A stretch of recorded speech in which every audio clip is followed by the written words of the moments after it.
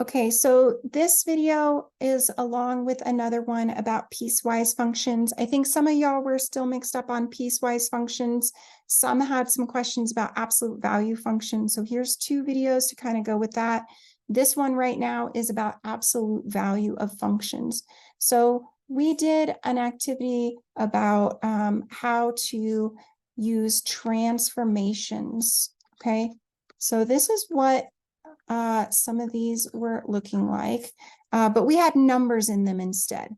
So I'm going to write here on my board the rules for transformation, and then I'm going to do a few examples from your homework. Okay, so the rules for transformation are that well, I'm going to not start with A. I'm going to start with the K and the X. So the K, if this is something minus K, you move right, K spots, okay? If it's plus K, you move left. And what I mean by move is that the absolute value of Y equals, absolute value of X, the parent function, that's what we call a parent function. And what that means is it is a function. I don't think that's very, very bright there, is it? It's kind of bad. You can't see it. Let's use red. Okay. This is what we call the parent function Y equals absolute value of X. What this shows you is if there's no transformations, in other words, nothing's added, nothing's subtracted, nothing's multiplied, just plain old absolute value of X.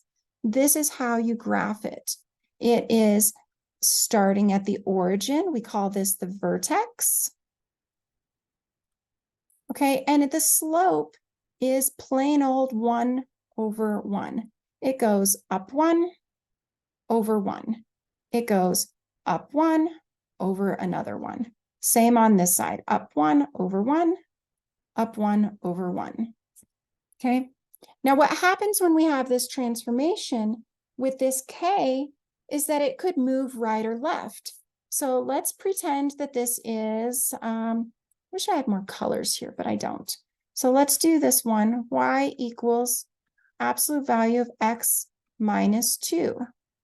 That means it's a minus 2, so we move right. Our vertex is now right here.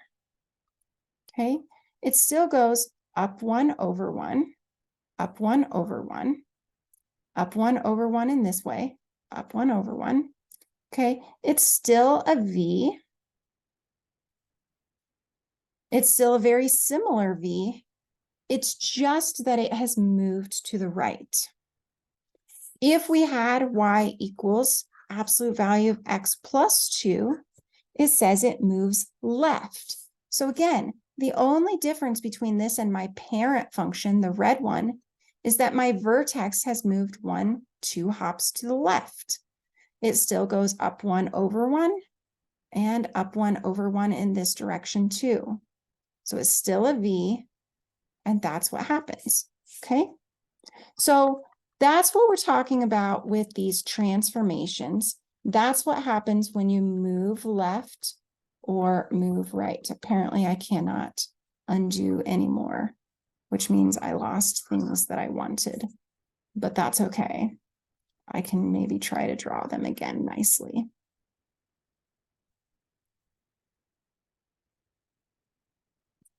Okay, so I want one more point because I was making my, there we go. Okay, so let's talk about the plus H. So the plus H means moves up and down. So if it's a plus H, we move up. If it's a minus H, we move down. Okay, and what I mean by down is literally down. The vertex goes down. So if I had Y equals the absolute value of X plus 2, it would move 2 spaces up. Okay, same slope, same picture, same parent function. It just moved up. If I have Y equals the absolute value of X minus 2, it's literally the same function. It has just moved down. Okay, So that's something that you can do and know how to do. The last one is this A. So two things. If A, I'm going to write this a little bit fancier. Okay, I'm going to say if A is greater than 1, it gets steeper. Okay. If A is between 0 and 1, okay, if A is between 0 and 1, that means it's a fraction, it gets flatter. Okay. If it's negative, so A is less than 0, if it's negative, it is reflected across the axis. So we're just going to say that it flips. Okay. So let me show you a few examples of that. If I have, let's say, y equals 2 times the absolute value of x. Okay, that is greater than 1. That means it gets steeper. So I still start at the origin, but instead of going up 1 over 1, I go up 2 over 1. Whoops, that was over 2. I wrote it wrong. Up 2 over 1. Okay, up another 2 over another 1. And it's a mirror image on the other side. See how this gets steeper, skinnier? Okay. If I had something like y equals 1/2 times the absolute value of x, okay, so that's a fraction, it gets flatter. So that means we go up 1 over 2. It's a slope, just like what we've been doing, up 1 over 2.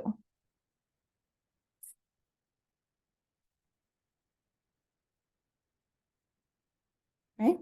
And so this would be the 1/2. Okay, it got steeper than the parent function. And then the last one I was going to show, I'm going to erase these so that it's not quite so messy. Okay, is what if it said, whoops, I lost an axis there. What if it said y equals negative absolute value of x? Well, what that means is that we flip it over. So it's going to look like this.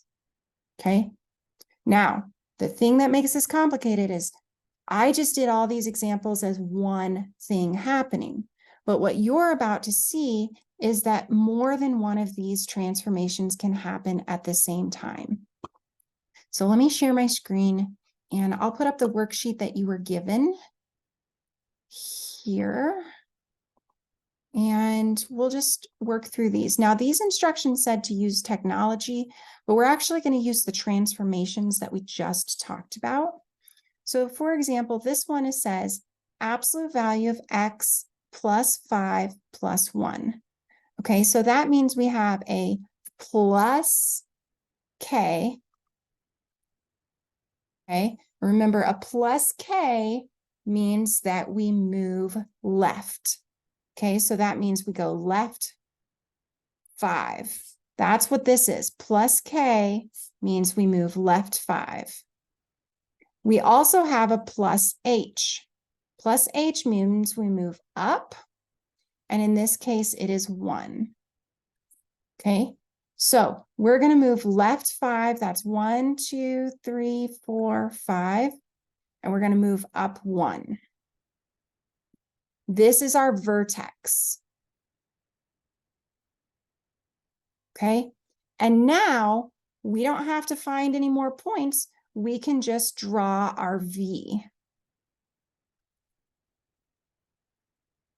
Okay, it goes up 1 over 1 because there is nothing multiplied out front. So that's how you're using transformations in this. Let's do question number 8 also. So this one has x minus 3 and and then minus 1. So the minus 3, okay, that's the same as moving right 3. Okay, and the minus 1 means we go down 1. So we're going right 3, 1, 2, 3, down 1. So this is our new vertex. And from there, since we don't have a number out front, we're going to go up 1 over 1, up 1 over 1, and we can draw our absolute value function. Okay, let's see if we have one on this worksheet that has a, yeah, there we go. So on the back, flip to the last page, has -2 x minus 4 minus 3. So let's start with this -4. The -4 means we move right 4. The -3 means we move down 3.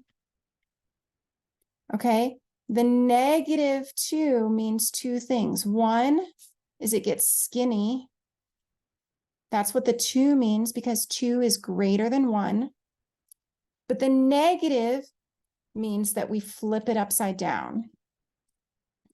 Okay, so this is a lot that we're going to do. So let's start slowly. Let's start up here with the down 4, or I'm sorry, right 4, down 3. So right 4, down 3, that means this spot right here is our vertex. I'm going to write that vertex. Okay. The other thing that happens is it's flipping downward. So we know we're going to be kind of in this general down shape. Let's figure out exactly where those go.